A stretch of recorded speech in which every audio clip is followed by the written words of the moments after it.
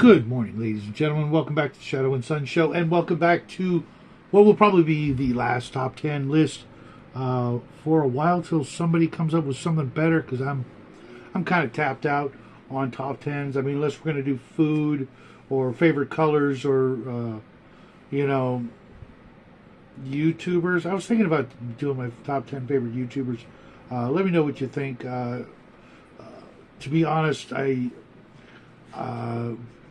feel awkward doing something like that because they're either mostly my friends, or I would feel bad of rating my friends, so I would have to like not do them and do all the other things that I watch, and I don't know. Anyways, we've done a bunch of musical ones, but I wanted to, finalize the music with my actual favorite bands or musicians, and mind you, some solo artists that are on this list, except for one, they have to have a band to back them up.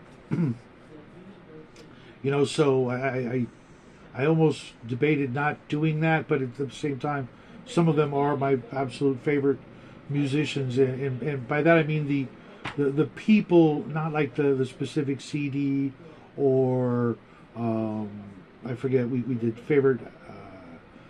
So we did favorite songs and favorite albums, but these are these are the bands or musicians that I listen to the most. Some are going to be repeats, obviously, because what we've done, but this kind of finalized, because there's some bands here that didn't make any of those other lists, even though I listen to them all the time, but I don't have like a favorite song of theirs, because I just usually listen to the whole album, and I could do like things I don't like, top 10 things I don't like, but that's kind of negative and not really my style. So let's get into it with a couple of honorable mentions. I think I got 4 because I really had a hard time with this one, but it helped because I was organizing all my CDs to put on my new wall unit, and put the things that I'm actually going to listen to, and it made it really easy because I've got a stack of CDs, probably 3 feet high, that I will probably never listen to again. So don't be surprised if you get a free CD during the giveaway coming up later this month, or a bunch of CDs, because I'm just never going to listen to them. Or like some, I bought not the greatest hits. I bought the complete collection. So the 4 or 5 CDs I have from that I no longer need. But let's get into it with a couple of honorable mentions. And these honorable mentions are people that are in my absolute favorites, but I just don't listen to them quite as much because I just, haven't been listening to a lot of music. I've been busy listening to astrophysics videos or silence, believe it or not. But at the bottom, the first honorable mention is Megadeth. I used to hang out with these guys and Metallica back in the day in Huntington Beach, and I preferred these guys. They were more my kind of guys than the other guys, and I still every once in a while, not necessarily get homesick, but sentimental or nostalgic for the old garage days and stuff like that. So Megadeth comes in as the first honorable mention. Then Powerman 5000, a band I discovered a few years ago, and they had this weird sort of punk, new wave, retro sci-fi thing that I could see as being like, if I ever made a sci-fi movie on any of the games or stories that I've worked on, they would definitely be in the soundtrack, come hell or high water. Then another one I discovered recently, so they get to be on the list. And I'm going to be honest, I kind of like listening to them, not just because I like their music and the kind of their freshness, but I also like the cursing. So I'll blare it when I've got my garage open and I'm cleaning or something. I'll put in one of their CDs and just crank the shit out of it. Plus, it annoys the wife to no end. She absolutely despises these guys because of the way they can curse and make it sound, you know, just right. But then another complete departure from all that kind of music is Steve Winwood, one of the greatest, finest musicians of all time. He was the guy I was mentioning who could literally do it all. He didn't need anybody else on his albums. As a matter of fact, I think a couple of his albums, it was just him. He did everything when it came to writing and playing the music. Just a phenomenal, phenomenal guy. From like the age of like 13 or 14 or 15, he was already recording in big bands. Not big bands, but you know, popular bands of the time. And then we come into the bottom of the top 10. But make no mistake, Eddie Money is just one of my favorite musicians. He seemed like the kind of guy I could hang out with, you know, at any time. He seemed like a really down to earth guy, despite, you know, his little bit of trouble. But he, you know, growing up, he was always playing somewhere that I was doing something, and I owned a bunch of his albums. I still do, but now on CD I own less, and I'm trying to fix that. And his passing really, really hit me hard. Speaking of passing, Chris Rea comes in at number 9. His passing to this day, I mean, it was just December, but still chokes me up thinking about it. He was just absolutely a phenomenal human being, multi-talented, multifaceted, in movies and music and race cars and just all kinds of crazy crap. And if you've never heard of him or you've never listened to him, go check him out. Look up like his greatest hits album and get back to me, because he was just absolutely amazing. Then comes a band that I like so much because they're so much like my favorite band. You guys know who that is already. But they had the same sort of brother bass and drum team.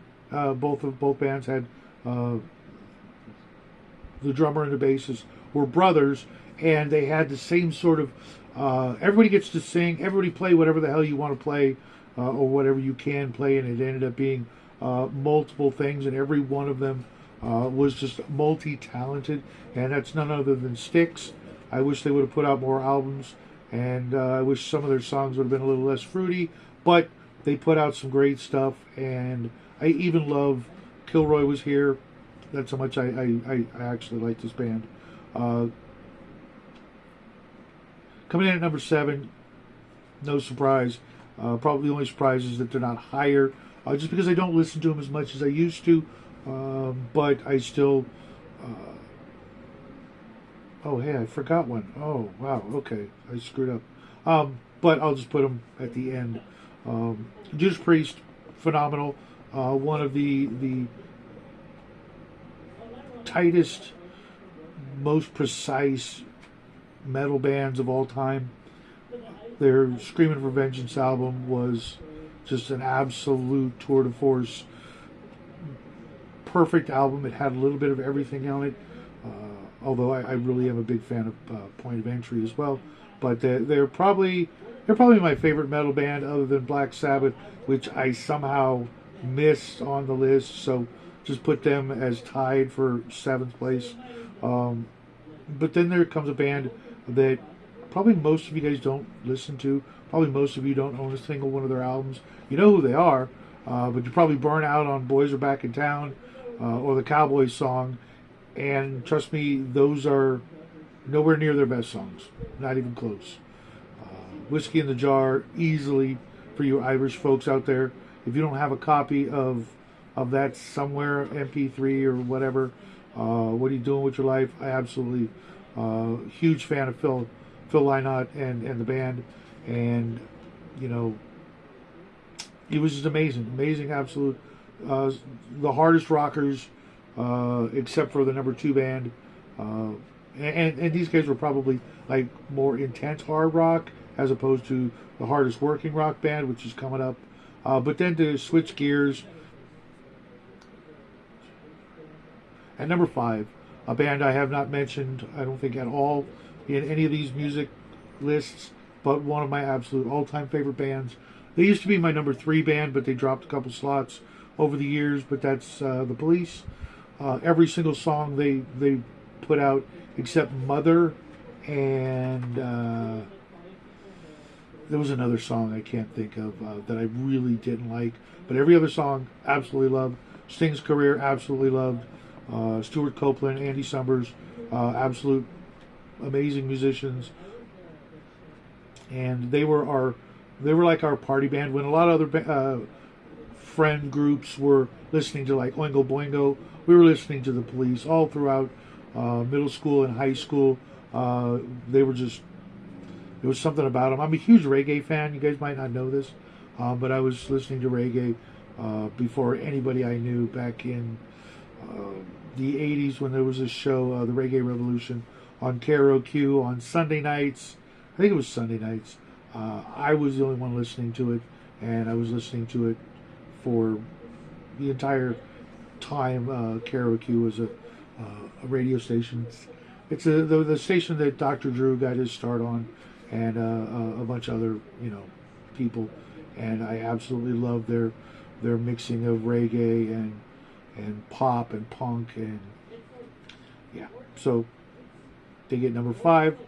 Coming in at number 4, a band that really is just absolutely amazing. Jeff Lynne should have been the 5th or 6th or 7th Beatle. I forget how it goes. I know Pete Best was like the